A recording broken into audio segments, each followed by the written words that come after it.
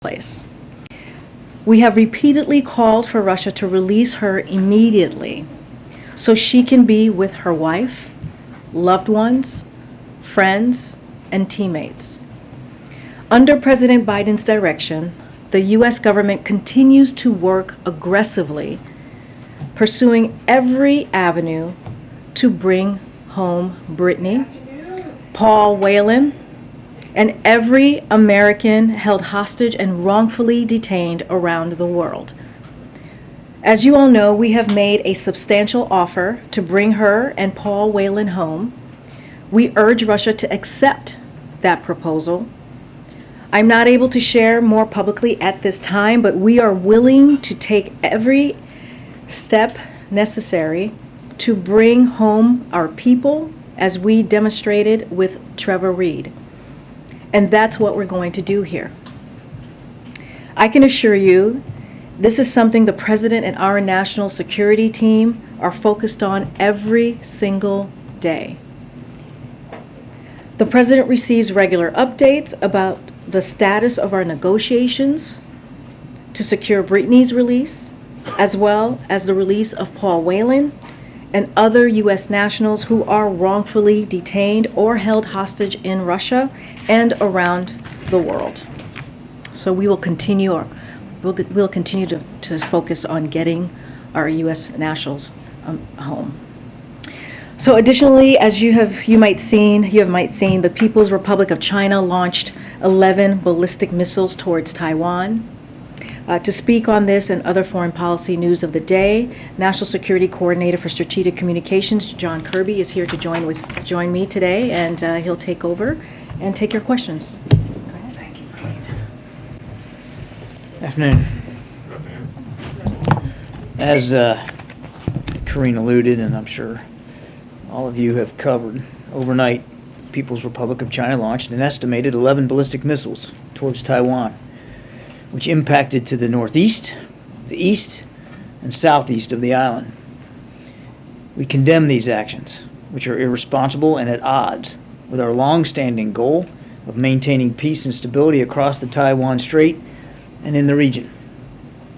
China has chosen to overreact and use the speaker's visit as a pretext to increase provocative military activity in and around the Taiwan Strait.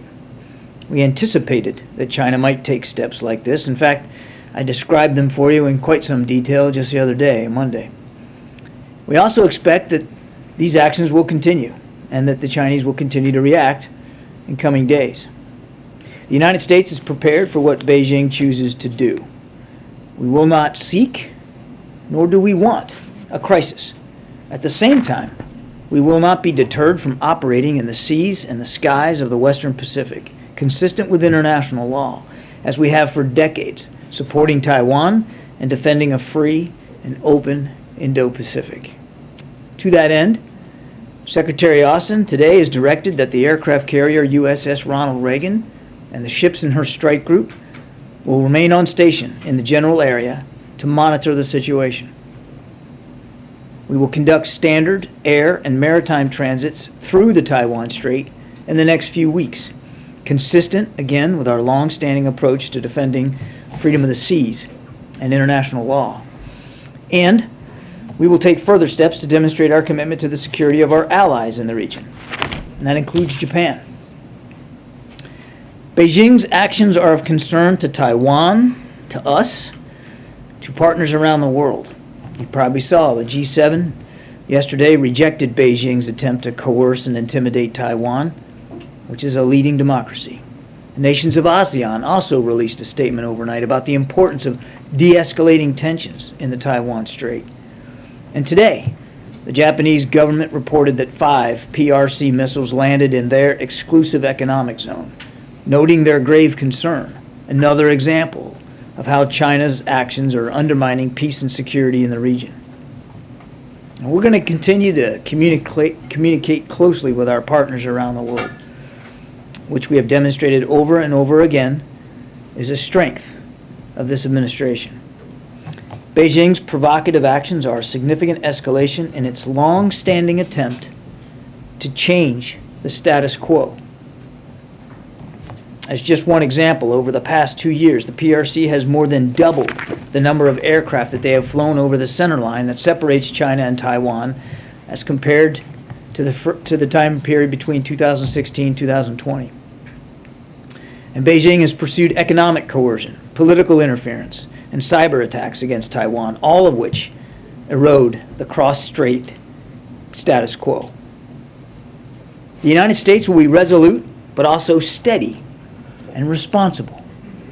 We do not believe it is in our interest, Taiwan's interest, the region's interest, to allow tensions to escalate further, which is why a long-planned Minuteman III ICBM test scheduled for this week has been rescheduled for the near future.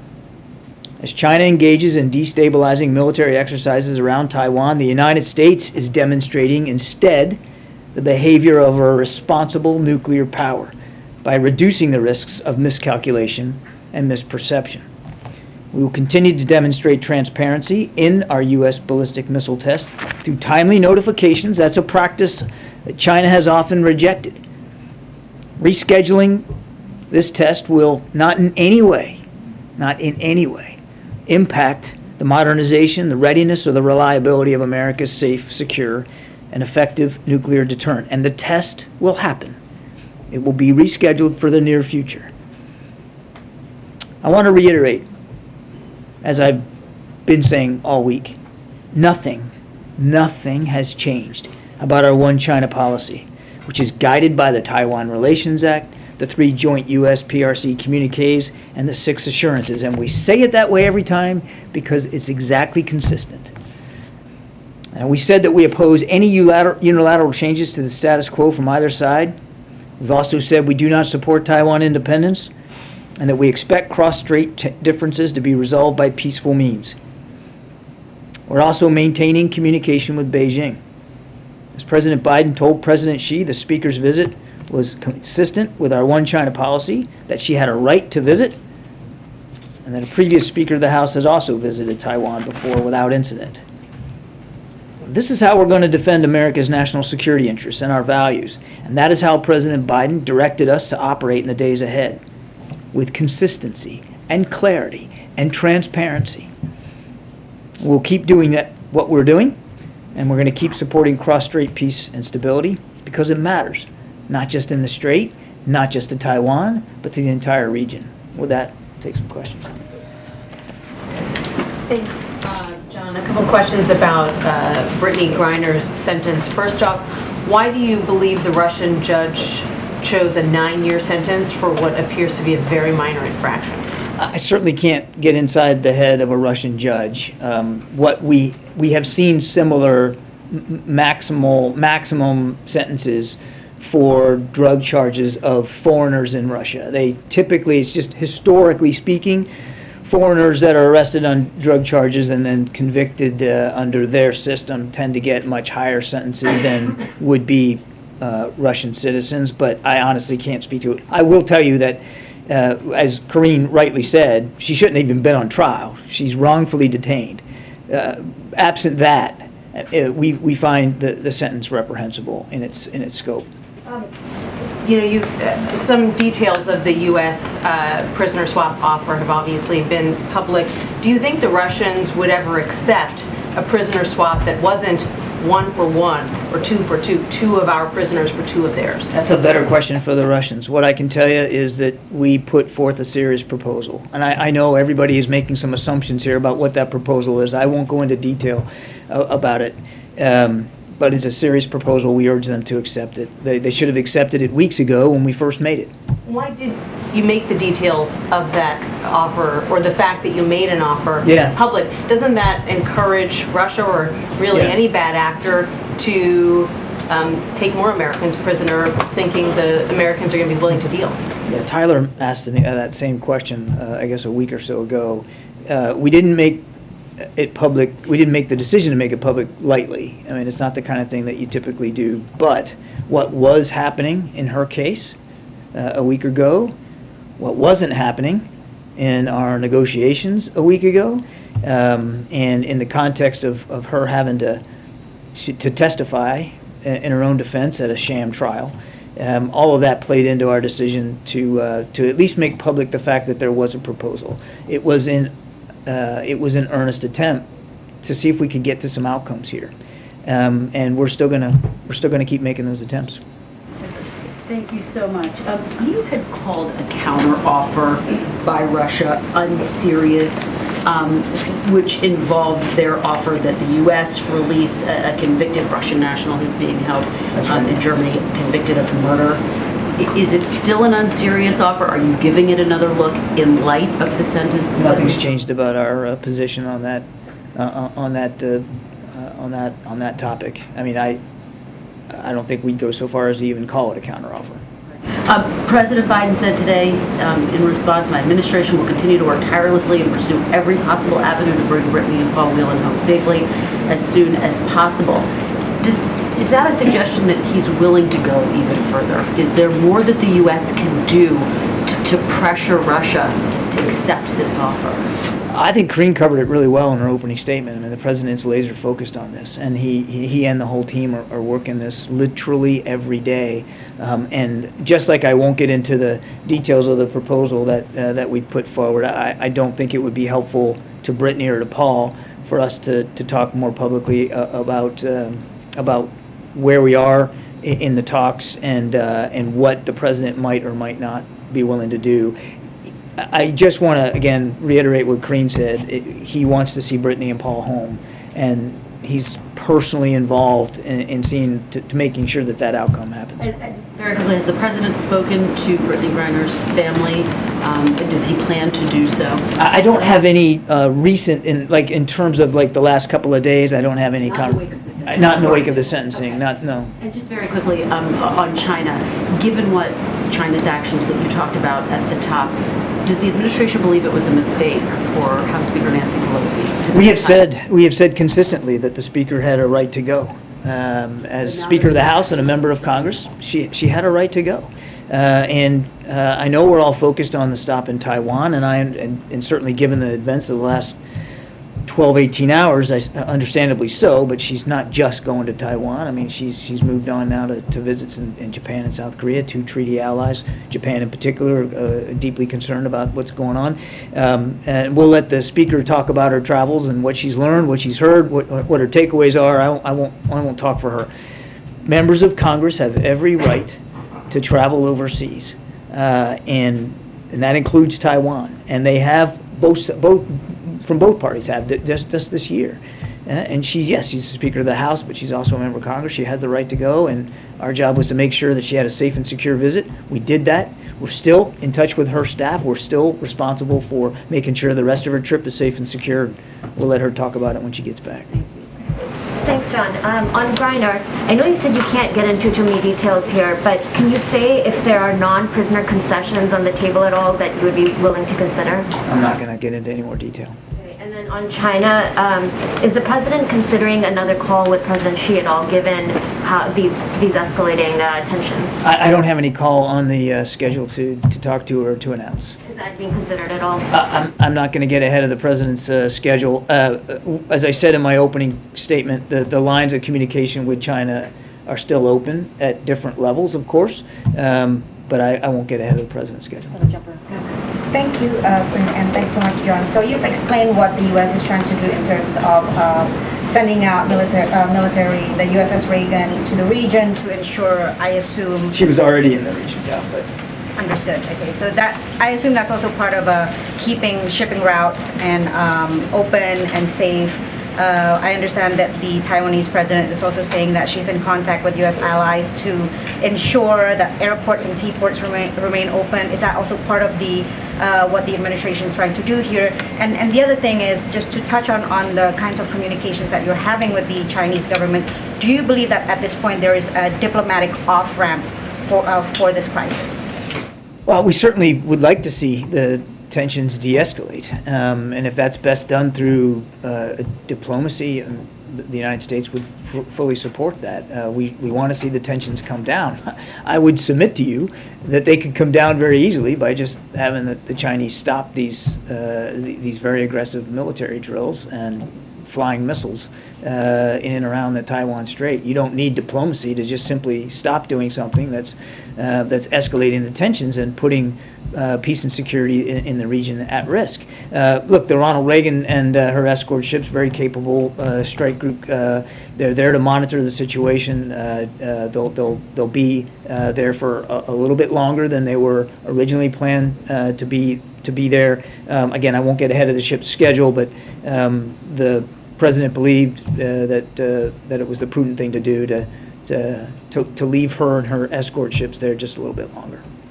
Just to follow, is there any kind of support that the U.S. is providing to Taiwan in terms of protecting it in the context of cybersecurity attacks? I think that's also something that the Taiwanese are concerned about. Yeah, look, I for lots of good reasons, we don't talk about steps we take either unilaterally or bilaterally in cyberspace.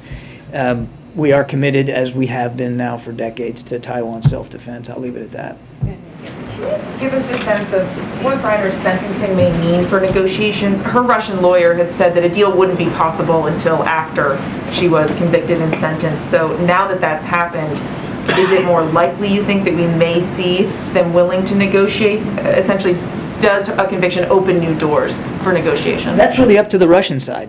We're still open to having our proposal seriously and positively considered. And if on the Russian side that means that they feel like they're more empowered to do that, then so be it. We want them to take the offer that's on the table because it's a good one, it's a fair one, and it'll help bring Paul and Brittney home. And if this is what's it's gonna take to get them to yes, then okay, let's get to yes. Let's get them home. And it has been now almost a week since Secretary Blinken and Lavrov spoke over the phone. Have you gotten any serious signs from Russia that they're willing to negotiate? Is there any glimmer of progress since then in the last week? I'm not going to negotiate in public. Conversations are ongoing at various levels, and I'll just leave it at that. And just to follow up on Nancy's question, what message do you think the Russians are trying to send to the U.S. by giving Brittney Griner so severe a sentence? Again, I can't speak for the Russian judge, and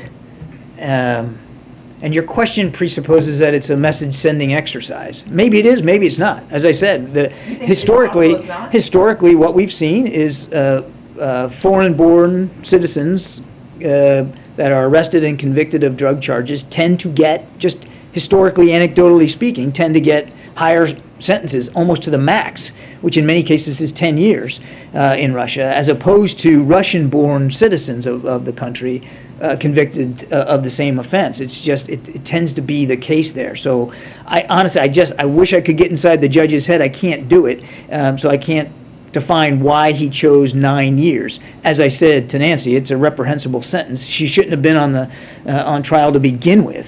But that's why I think that's why you saw the president come out so strongly against this sham trial to begin with. But to be clear, do you think she's being used as a political pawn here? We think that Brittney and Paul Whelan are being wrongfully detained. They are being wrongfully detained. They need to be let go. They need to come home. We're going to keep working on that. I cannot ascribe Russian motives or intent here. It wouldn't be appropriate for me to try to speculate what's in their heads. All I can do is tell you where President Biden is and the national security team. Wrongfully detained, need to come home. There's a deal on the table. Let's make the deal. Let's get them home. I'll come back there and Peter and then I'll come back. Thanks, John. Why is it that over the last couple months, President Biden's been so much tougher on Russia than he is on China? I wouldn't agree with the premise of the question, Peter. Well, I think when Russia was getting aggressive around Ukraine, the president was out every couple days telling Putin, don't do it. And now China is getting aggressive around Taiwan, and we're not hearing anything like that from the president. Oh, beg to differ. We've been standing up here for almost a week, Peter, talking about our concerns about what China was preparing to do. We put out declassified information that we saw what the Chinese playbook was going to be. Look, I stood at another podium not long ago, and much of the same way we reacted then, we're reacting now in terms of being honest and transparent about what's going on and calling it out for what it is. And then today, talking about exactly what we're going to do to make sure we can help preserve a free and open Indo-Pacific. So I'm afraid I just challenged the premise of your question. I know you said that there is not a call scheduled with Xi. Is there a reason why? Because President Biden's known him for decades. Yeah. He's got a lot of free time up there in the residence this week. He doesn't have free time. Is there a reason he can't just pick up the phone and call? He's been working all the way through his illness, quite frankly, Peter. So that's a little bit insulting. And as for a It's call, not insulting it is. to It say is. that someone who is isolating by themselves. You suggested he has a lot of free time, as if he's not doing anything, and you know that's not the case, Mr. Ducey. Now look, as for a call with President Xi, I don't have anything on the president's schedule to speak to. If ever the president felt like a call with President Xi was the appropriate way to respond, or that it would have an effect and an outcome that he wants to achieve, he certainly would be willing to do that. He's talked to Xi now 5 times. It's not like he's afraid to pick up the phone and call President Xi. And if there's if a call is the right answer, I'm sure that President Biden will do that. But I'm not going to get ahead of the president on this. I do want to stress, I said it before, but I do think your question begs me to say it again, that the lines of communication are still open with Beijing, and we're using those lines of communication. And I think you'll see that in days to come as well. That's really important. And that's one of the reasons why President Biden made that call a week or so ago, was to make sure, and you saw it in Karine's readout, to make sure that those lines of communication stay open, and they are. Jeremy, and then I'll come to the back. John, you said a few moments ago that the president's been personally involved in Brittney Griner's case. Can you talk about what that has involved beyond getting daily updates on her situation, and whether or not the president would be willing to speak directly with President Putin to negotiate her release and the release of Huawei? When I say personally involved, I mean he's in constant touch with all the members of his team that are working on Brittney's case, and it's not just Secretary of State Blinken, Jake Sullivan, the Special Presidential Envoy for Hostage Affairs, the Deputy Homeland Security Advisor, Josh Gelter. I mean, there's a lot of people involved in here, and he's driving a process of continual updates that he can get from his team. He's offering guidance to them as needed. You've seen that he has talked to Mrs. Griner herself, and certainly would expect that he's going to continue to have those kinds of conversations going forward. He's staying focused on this. And as for speaking with President Putin directly? Oh, I'm sorry. Again, I don't have, similar to the president, I don't have any calls to announce or speak to with President Putin. The president is comfortable that the proposal that we put forward is a serious one, and he urges the Russians to accept that proposal so we can get Brittney and Paul home. And then you talked about the decision to make public that you had made an offer to the Russians, and you suggested that part of that was perhaps to put some pressure on the Russians because they hadn't been really all that responsive. Do you feel like making that offer public has changed anything? Has changed the status quo? Have you achieved the desired outcome of that decision? Well, she's not home. Neither's Paul. So can we say that making it public had a direct line to bringing him home? Not yet, but we hope it will. We hope it will. We felt it was important to make sure the American people knew, but as well as people around the world, how seriously we're taking these two cases, and that so seriously, in fact, that we had made a proposal that we believe the Russians ought to accept. And you'll notice that the day after we did that, the Russians started talking, even publicly. So I'll leave it at that. And then on a separate issue, CNN reported today that the Department of Homeland Security is going to stop wiping mobile devices of high-level officials and political appointees without backing them up first, and is launching a 30-day review of policies. Is the White House directing any other agencies to take similar steps, including the Department of Defense, for example? I'm not aware of any other instructions to other agencies. And then just lastly on Russia more broadly, can you speak at all to this newly declassified intelligence that Russia is preparing to plant fabricated evidence as it relates to this attack on the I can actually. prison? Yeah. So I can share, based on downgraded intelligence, that we expect that Russian officials are planning to falsify evidence in order to attribute the attack on the Olenivka prison, on the 29th of July, they're going to try to attribute that attack to the Ukrainian armed forces. We anticipate that Russian officials will try to frame the Ukrainian armed forces in anticipation of journalists and potential investigators visiting the site of the attack. In fact, we've already seen some spurious press reports to this effect where they have planted evidence. We have reason to believe that that Russia would go so far as to make it appear that Ukrainian HIMARS, the high mobility advanced rocket systems that have been so much in the news lately, were to blame. And to do that before journalists arrived on site. And again, we're beginning to even start to see some press reporting to that effect. Okay, way in the back in the blue, way in the back. It's me? Yes, thanks. You're not in blue, James. John, yes. When you say that the U.S. is prepared, when you say that the U.S. is prepared to for what China will do you mean that you are prepared to engage militarily? I'm saying we are prepared for what China may do, and I think it probably wouldn't be a good idea to go into a great level of detail on that. Let me say that when I say we're prepared for what China may do, it's across all the tools of government power. It's not just about the military. We have a robust military capability in the region. We have strong alliances and partnerships in the region. We also have economic throw weight, right? And we have diplomatic throw weight. There's a lot of things that the United States can bring to bear if we feel like we need to. But here's the thing. We shouldn't need to do it. And it shouldn't come to blows. There's no reason for this manufactured crisis to exist.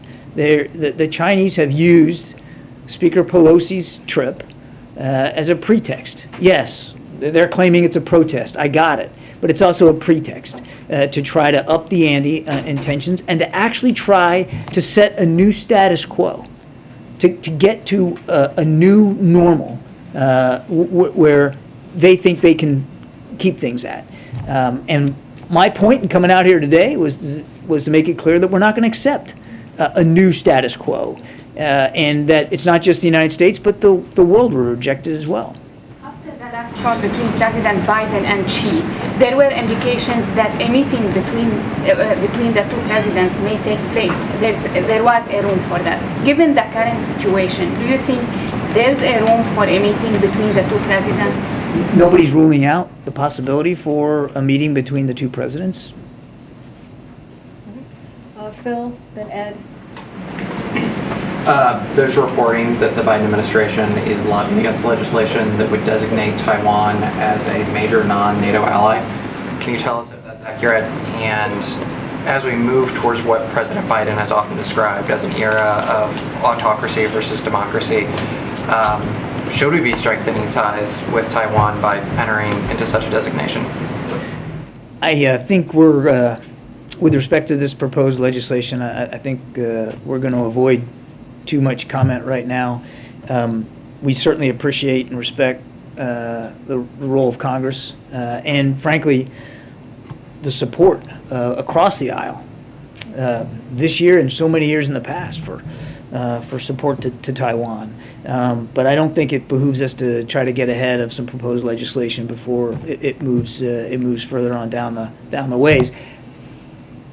I will only add that the Taiwan Relations Act, which is the law of the land, does provide the administration a lot of vehicles and venues, and we get fixated on the Taiwan Relations Act in terms of a security perspective and arms sales, and those have continued under this administration, and they will continue under this administration. But if you read the act, there's an awful lot more to it than just arms sales, and we fully respect that law of the land. We'll follow that law of the land.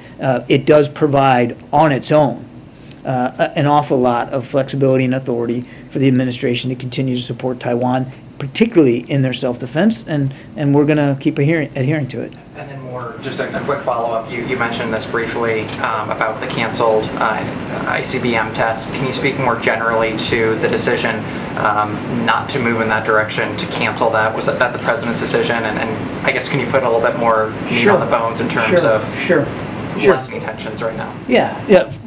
First of all, it's not canceled. It's only been postponed, and it's been postponed for a short period of time. I'm not going to tell you what the date certain here is on the calendar, but there is a date certain, and it's just been postponed for a short period of time. So it's still going to happen, and because it's not being postponed for an exorbitant amount of time, it's not going to have, as I said, any effect on our nuclear readiness. The decision came in light and in context of the tensions that we're seeing right now, and they're pretty escalated. I mean, temperature's pretty high, and the president believed, and the national security team believed, that a strong, confident, capable nuclear power can afford to wait a couple of weeks for a test to make it clear, not just in word but in deed, how serious we are when we say we have no interest in escalating the tensions. We don't think there should be a pretext for crisis or conflict. And we're not, as I said in my opening statement, we're not seeking one. And this decision to postpone for a short while is meant to prove indeed what we're saying in words about how serious we are. It's the responsible thing to do. It's the strong, confident thing to do. And the president stands behind that. Just a couple of more. Ed, and Thanks, Sebastian. Karine. Yeah, thanks, Karine. Thanks, John. So, given the aggression that we're seeing from China around Taiwan, and the FBI director today saying that China is the biggest threat to the U.S., the number one threat to the U.S. in the next 10 years, would the president then caution companies from expanding business or doing business in China? We have been nothing but transparent with businesses about private corporations about our concerns regarding operations in or with China. But they're private companies, and they make their own decisions, and we have to respect that. What about supply chains with the activity going on around Taiwan? How is that affecting our supply chains, and will we have problems? I don't think we've seen any effects yet. I mean, we're only a few days into this, so it's something we're watching and certainly concerned about. But we've also, I would add, thanks to COVID, I mean, we've done a lot of work, particularly in the last 18 months, to make more resilient our supply chains across a range of sectors.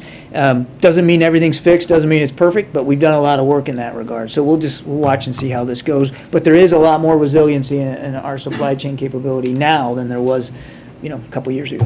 Can you clarify what your job is at the White House? Thank you, Admirals. Over here, Sebastian. I see, I'm looking right at you. Okay. So there's a lot of people in blue jackets here. Back to Ukraine and the deaths of those Ukrainian POWs. So the US is coming under, you're saying, like a whole fabricated, propaganda narrative is being spun.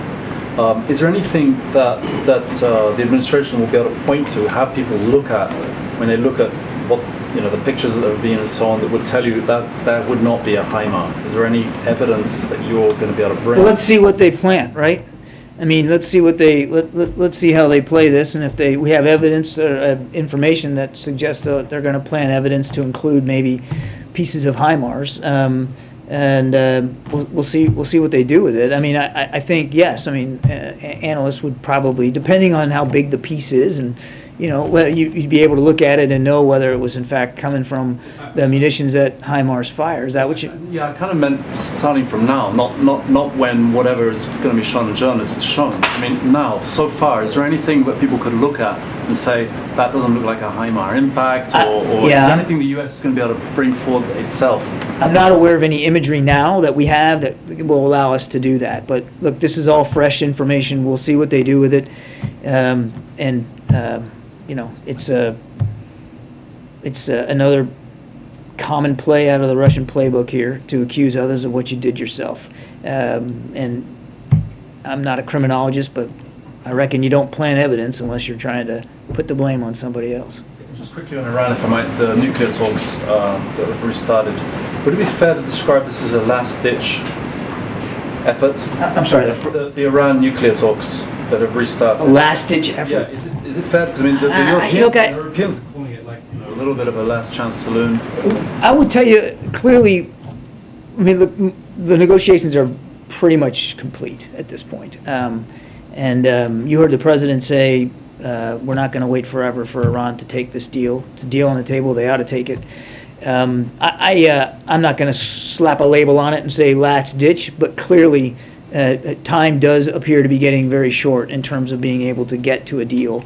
And again, we urge Iran to take this deal on the table. No problem in the Middle East, none. It gets easier to solve with a nuclear-armed Iran. Karine, way back. Thank you very much. The U.S. Senate, as well as President Zelensky, called on the administration to designate Russia as a state sponsor of terrorism. Is President Biden willing to do it?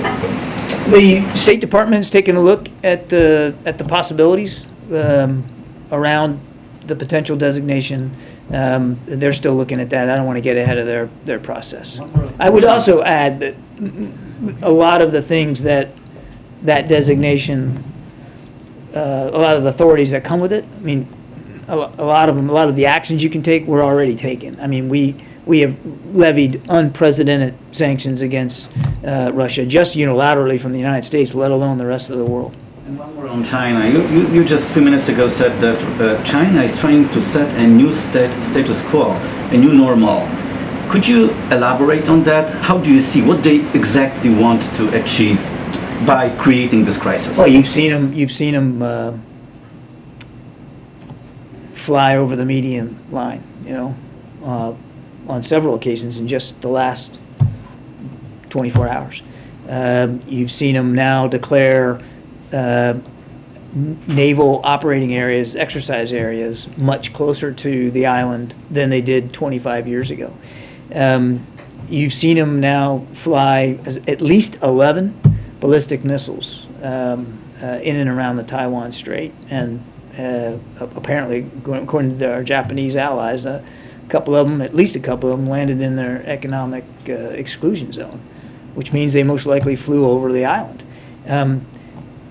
You could see a scenario where they're just taking the temperature up, right? They're boiling the frog, right? They're taking the temperature up to a higher level with perhaps the intention of maintaining that sort of intensity, or at least being able to conduct those kinds of operations on a more frequent, regular basis going forward.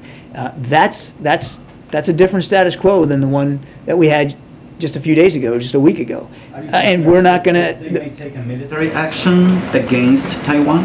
I'm not going to speculate for what the Chinese may or may not do. We're telling you what we're seeing, and we're telling you what we're expecting. We're expecting more exercises, more bellicosity and rhetoric. We're expecting additional incursions, and we'll see how this plays out.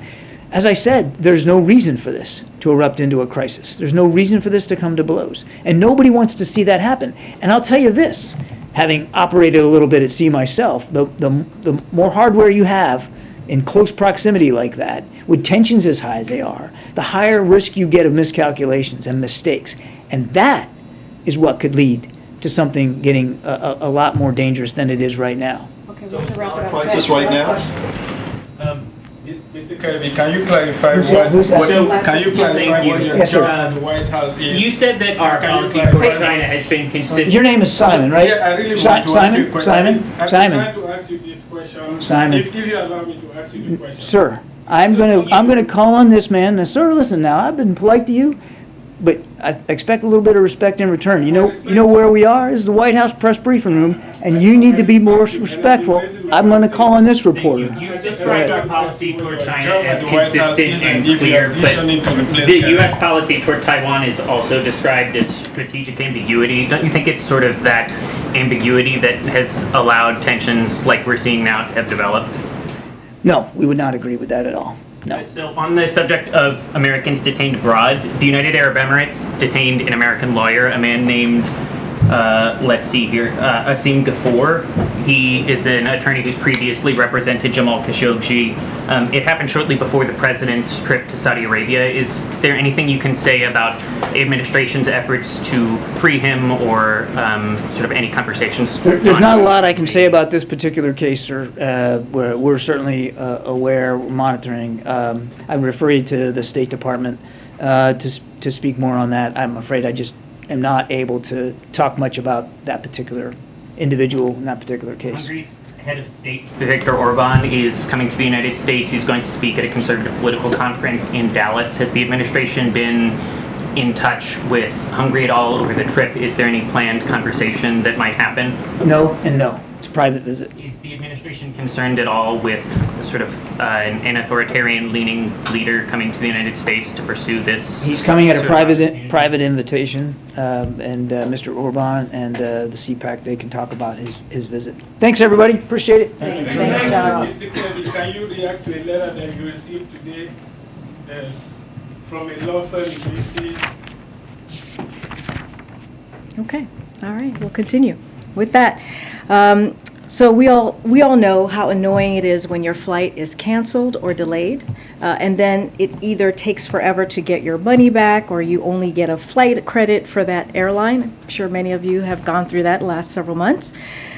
Today, the Department of Transportation issued a new rule to fix that. If your flight is canceled or delayed 3 hours for a domestic flight or 6 hours for an international flight, you must get a refund within 7 days of a refund request if you paid by credit card. That refund policy also applies if they change your arrival airport, if they add more stops, or if they downgrade the class you're flying in.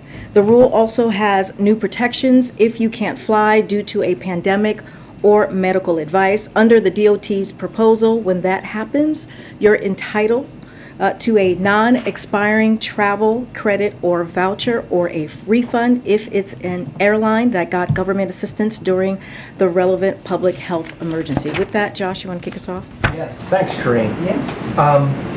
Tomorrow is Jobs Day, which is like Super Bowl for some of us. Fridays. Is it really? Look, there are a lot of nerds. Wow. And I don't follow football, but wow. I'm just saying, and 12 Super Bowls a year is great. Sounds exhausting. Friday's employment report is expected to show that job gains last month slowed to 250,000 from 372,000 in June. Does the administration view this as a sign the economy is healthy? So, as we've been saying for many months now, we are in a, and the president, including the president, has been saying that we are in a transition to a stable and steady growth.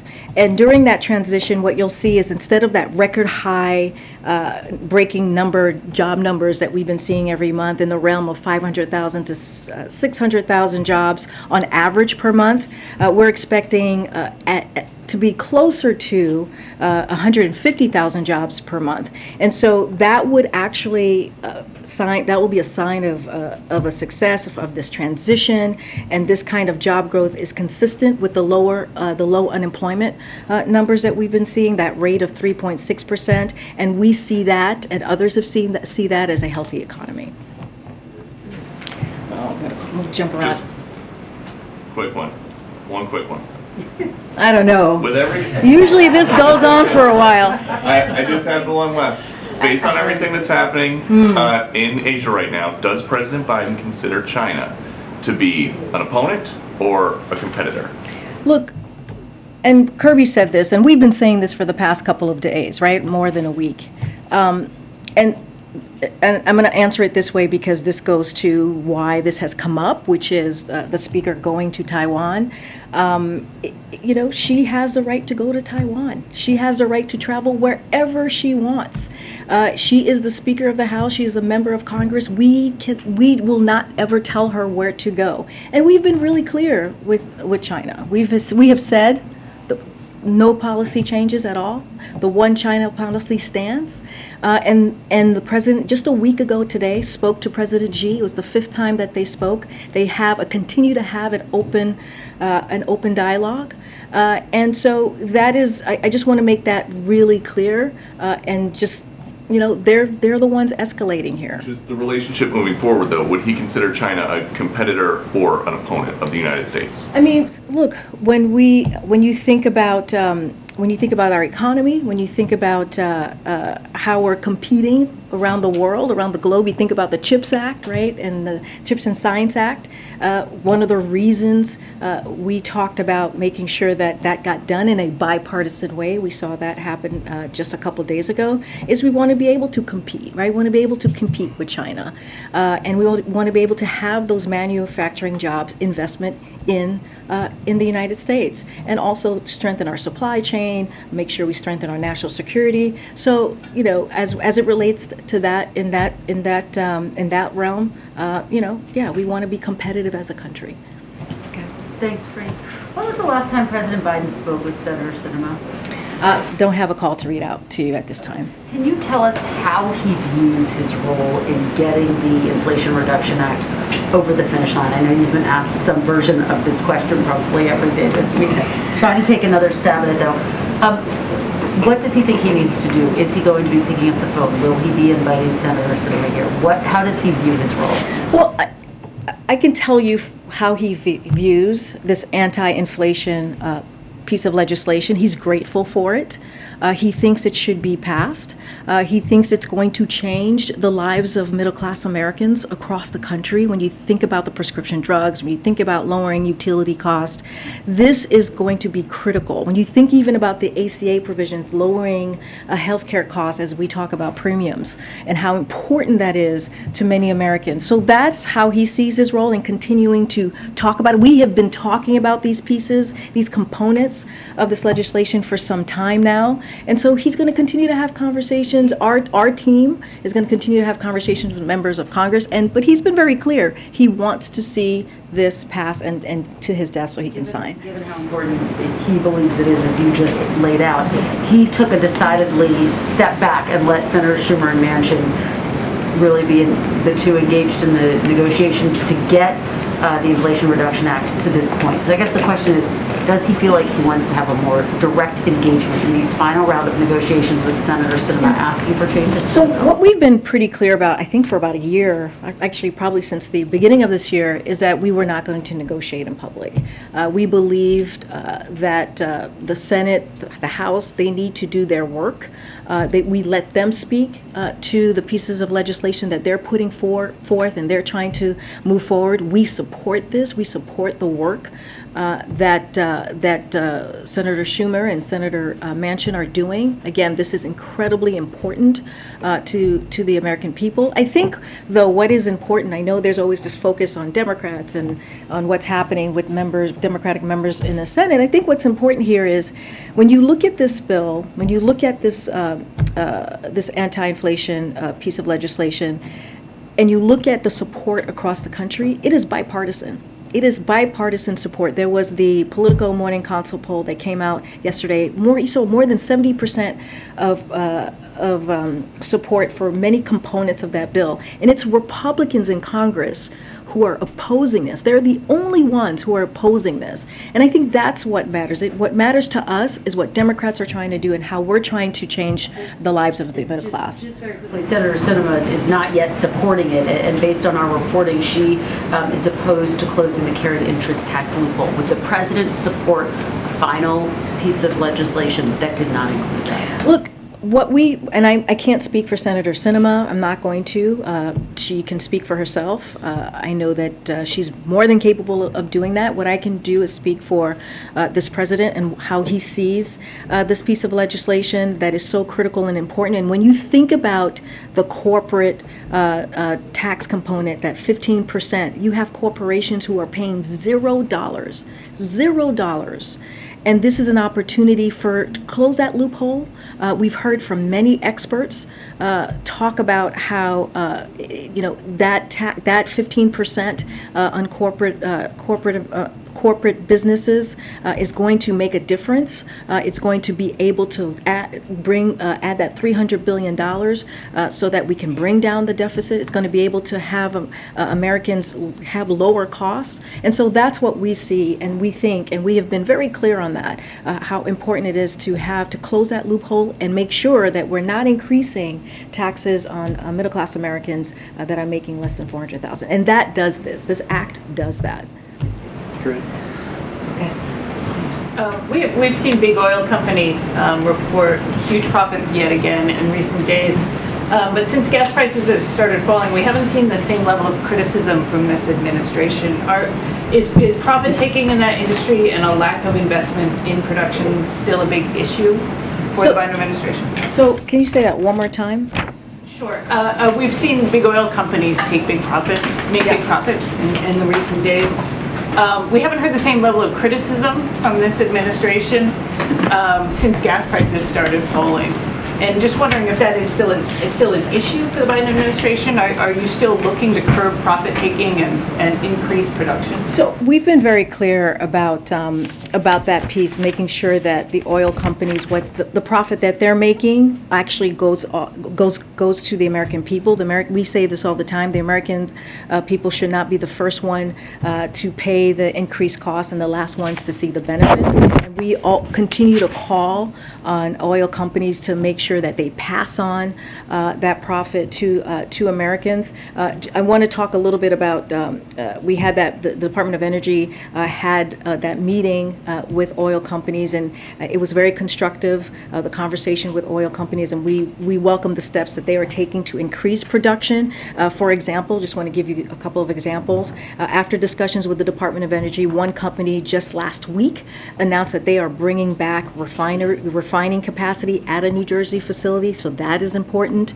And in June, America produced on average 12 million barrels of oil a day, and that number continues to increase and is on track to reach record high. So all of these things are important as we're trying to bring prices down. Oil is down about $25 a barrel from June. Gas prices have gone down every day this summer and are now below $4 for most of the country. So that indeed matters. And so we're going to continue to do the work. We know that we have to give Americans, as you hear the president say, a little bit of breathing room, and we're going to continue to do that work to make sure that happens. Go ahead. Thanks, Karine. Does the president have any plans to intervene or fire the Inspector General of the Department of Homeland Security, Joseph Kupari? No. We asked your predecessor, Jen Psaki, about this in April when the leadership of the Senate Judiciary Committee, Senators Durbin and Grassley, expressed concerns about him. Obviously, this was before some of the concerns that have been raised in recent days about January 6th. And she said that she would follow up on that. I'm wondering, have there been any conversations in the White House about his leadership? There's no personnel updates that I have for you at this time. Look, the president has been very clear, I think I answered some of this yesterday, that he believes in the independent role of the inspector generals and that they serve an important function in ensuring accountability for the American people. That still stands. He believes that.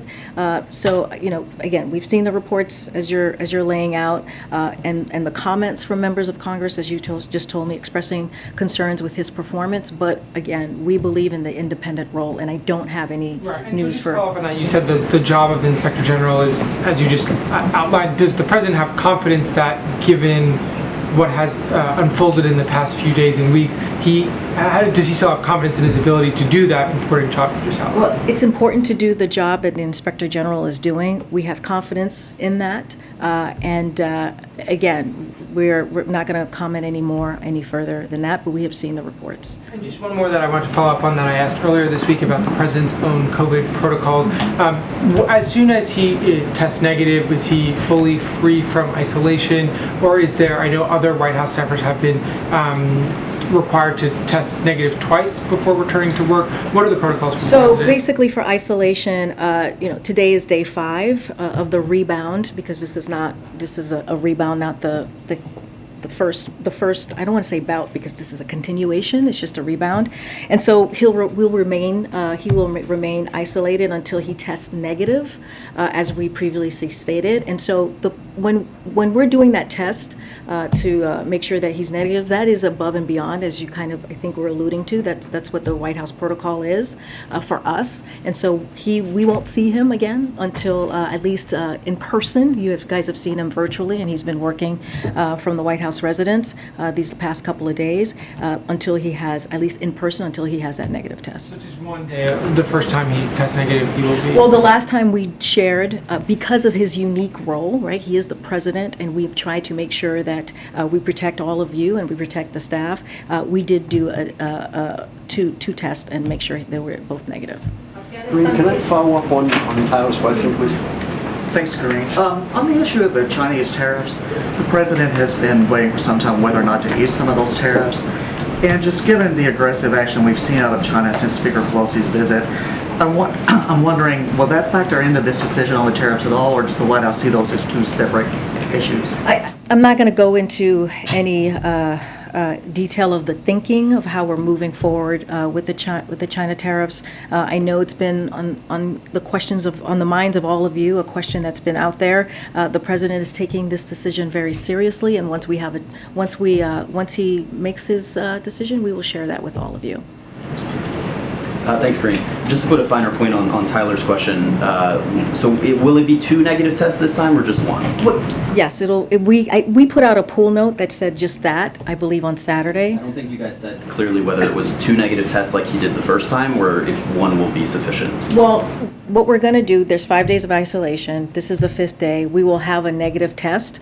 It is up to his doctor to decide, if there will be a second one. Well, what we did last time, what I can speak to, and we shared that, his personal physician shared this, that they did 2 negative tests because of the unique role that he has, and that is something that his doctor decided. Okay.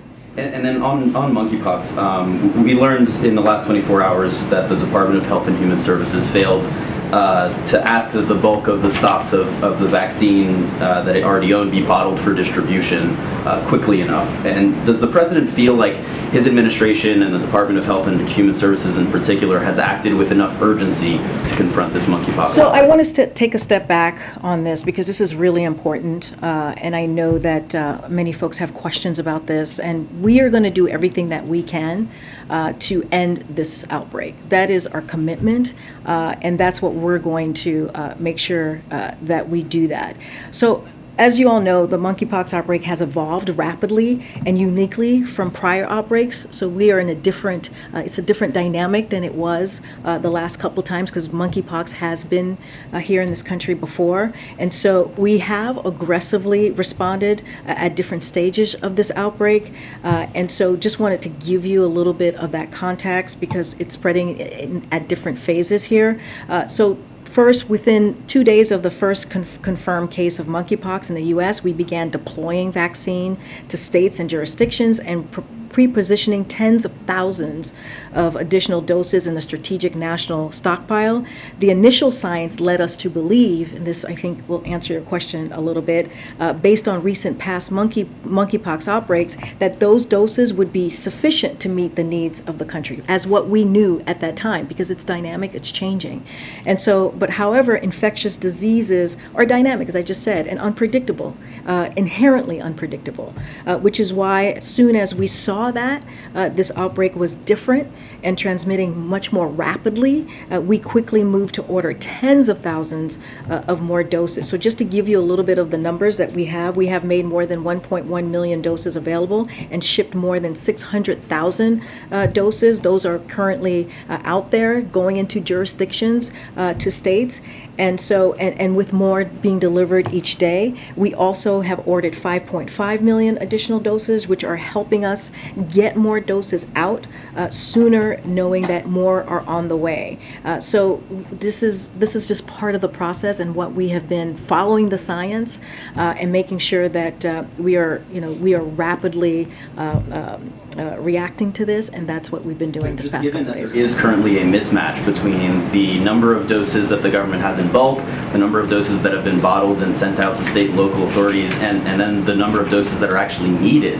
Does the president feel like his administration has acted with enough urgency? I mean, what we're saying to you is that I laid out how dynamic and how rapidly changing this virus has been, and also, they just held, HHS just held a press conference and talked about this. That's why we kind of moved the briefing so you all can have a sense to hear directly from them. There was the 600,000 that they talked about. They went from testing capacity from 6,000 to 80,000 a week.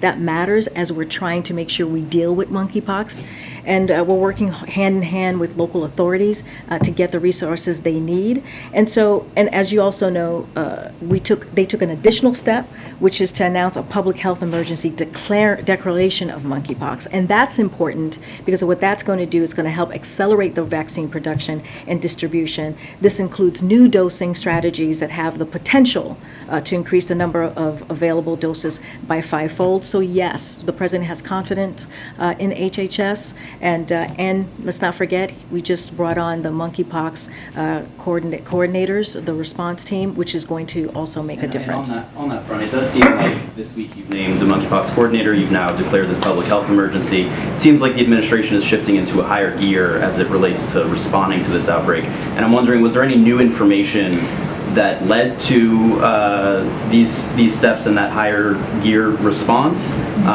Because the WHO, it was nearly 2 weeks ago that they called this effectively a public health. I think I answered that in the first question that you asked, which is the dynamic of this of the virus has changed. It's spreading a lot more rapidly than it had in previous times. And when the first 2 cases were known by the CDC back in May, we were meeting the moment at that time, and so now it's spreading much more rapidly. The dynamic of it has changed. That tends to happen inherently with viruses, and so this is what we're doing right now to make sure that we are responding to the needs of jurisdictions and states. The way back. Yeah, thank you very much. Can you go back to this event earlier today? Mary Barra of GM was there talking about the Inflation Reduction Act. One of the debates currently among Democrats is the electric vehicle subsidy provision. One of the senators from Michigan has been objecting to that. Can you say whether the president discussed the EV provisions in that at all with the participants in the call beyond the public media portion? So I haven't gotten a download from that call, and we were busy doing many other things before coming out here, so I can't speak to that specifically. On another bill, Senator Klobuchar has a big tech bill, the American Innovation and Choice Online Act, that looks like it's spilling to September. Senator Schumer looks like he's planning to bring it to the floor in September. Does White House have a view on that bill coming to the floor for a vote in September? The anti-big tech bill, or the big tech bill that would prevent those platforms from giving preference to their own products. Well, I mean, we're trying to deal with all the pieces of legislation we have. There's a lot going on. We're trying to deal with what we have in front of us. I would have to. Yes, we are aware of that. I would need to just talk to the Office of Leg Affairs to get more specifics and details on where we are on that. As you know, reform in the tech industry is something that's very important to the president. We've talked about that many times in the past 18 months, but I don't want to get ahead of our team. Okay, and finally, going back to the monkeypox issue, do you have a sense of whether there will be a need for new funding from Congress for this? Yeah, again, we have been asking for, as you know, new funding, additional, for the COVID response. Again, I would just have to get in touch with our team. At some point in the next couple of days or weeks, we will have the monkeypox coordinators here in front of you, and you all can get to know him and both of them and ask your questions. Okay. Afghanistan, please. Follow up on Secret Service. Thanks, Karine. You want to do this guy? I'll come you after you. Cool. I just haven't. I don't see you very often. I see you all the time. Just to follow up on the monkeypox updates, California, Illinois, New York have all declared states of emergency each. But due to the fact that most of them will be, how will declaring monkeypox as a public health emergency affect colleges and universities in those states particularly that have already declared a state of emergency? How the states for themselves, you would have to talk to the states directly on that piece because that's their own state emergency public emergency. Is there any plan from the White House or any guidelines that would possibly come down looking forward to essentially explaining what the colleges and universities should do? We don't have anything for you at this time, but I would go to the state specifically. You talked about California, you talked about New York, having their own state of emergency. I'm sure they have plans as schools are opening back up and dorms are opening back up. I'm sure they have specific guidelines to that I cannot speak to from here. Yeah, there was a report yesterday that Kirsten Sinema, number one, she wants to nix the carried interest loophole, which is like a $14 billion revenue raiser, and also she wants $5 billion in drought resiliency funding. Does the administration think we need a few more $1 billion for drought resiliency? Would that be a good thing? I'm not gonna speak to what the senator is calling for, asking for. That's negotiations that are happening in Congress. I'm just not going to speak to that from here. Can I quickly get you to respond to the Peter Meyer situation? He's one of the 10 Republicans who voted to impeach Trump. He went down on Tuesday night, but the DCCC and other groups were going hard to boost his pro-Trump opponent. Does the president have a view of playing ball in primaries like that in a way that helps Trumpists? So because of the Hatch Act, I cannot speak to any political campaigns or elections, midterms including, and so I just can't speak to that at this time. You talked about the old-fashioned days when you could, hang out with... No, we don't do the old-fashioned days. We do it the right way. I'm just going to... Go ahead. Thanks, Karine. Can you walk us through the president's involvement and engagement on the monkeypox outbreak? When was the first time he was briefed on this? How he's getting updates on case numbers, testing capacity, vaccine supply and distribution? How much is he getting updated on this The right president now? is regularly briefed on monkeypox. This is something that is top of mind as well for him, and so I can assure you that he is regularly briefed by his senior teams, also by Secretary Becerra. I don't have a list of how many times he's been briefed, but he's very aware, clearly, of what's happening, and he actually is constantly asking, what are we doing? How are we getting the vaccines out there, and is clearly interested in the specifics and making sure we get this under control. You talked about how this virus has been evolving.